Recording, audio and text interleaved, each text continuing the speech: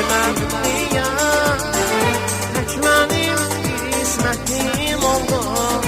Talih beni derde saldı, her ne yoldu bana oldu. Bu ayrılık bilmem niye tek benim kısmetim oldu. Talih beni derde saldı, her ne yoldu bana oldu. Ey yarım sensiz nice dözüm, İlgarım sensiz nice dözüm. Ey yarım sensiz nice dözüm, İlgarım sensiz nice dözüm. Gel bir kalan olan hemen, eski viran olan hemen. Gel bir kalan olan hemen, eski viran olan hemen.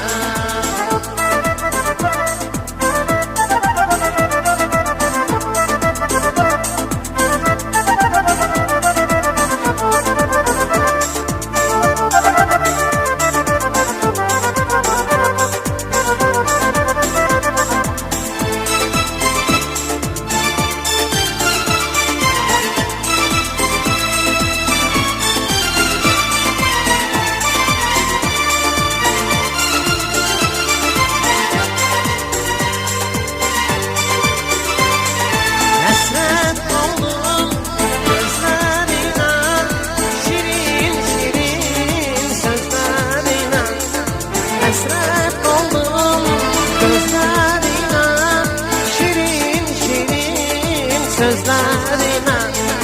Hasret kalan yollarına, gel bir kalan olan hemen.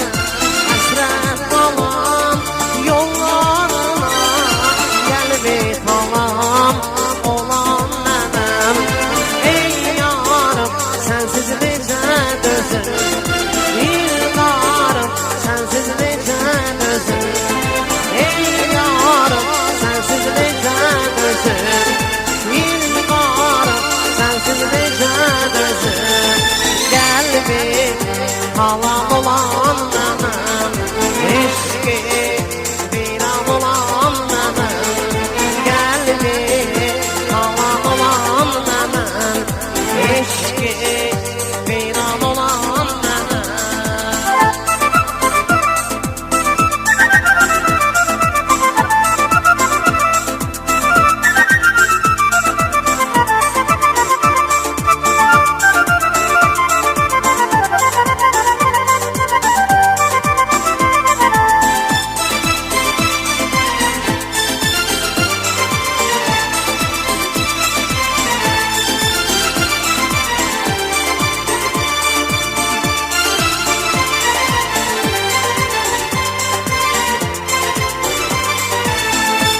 Derdinden nece çekip ağlayıram için için.